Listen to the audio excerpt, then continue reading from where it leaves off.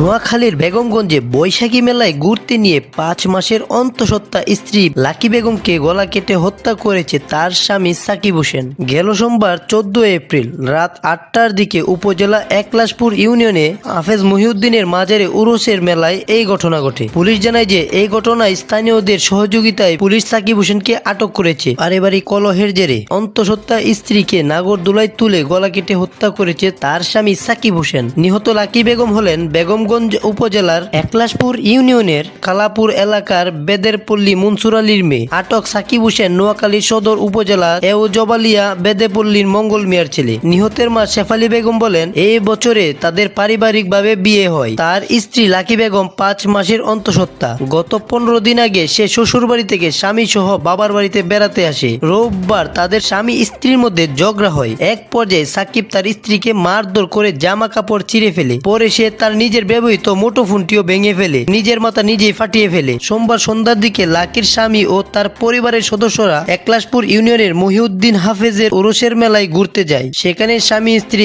একসঙ্গে নাগরদোলায় ওঠে। শেফালী বেগম আরো বলেন, নাগরদোলায় থাকা প্রত্যক্ষদর্শী এক নারী আমাকে বলে যে নাগরদোলায় থাকা অবস্থায় এক পর্যায়ে সাকিব লাকির গলায় ছুরি আঘাত করে এবং তাকে গুরুতর আহত করে। পরে রক্তাক্ত অবস্থায় স্ত্রীকে 250 শয্য বিশিষ্ট নোয়াখালী জেনারেল হাসপাতালে নিয়ে যায়। সেখানে কর্তব্যরত চিকিৎসক তাকে মৃত ঘোষণা করে। তার মা আরো বলে, আমি আমার মেয়ের হত্যার বিচার চাই।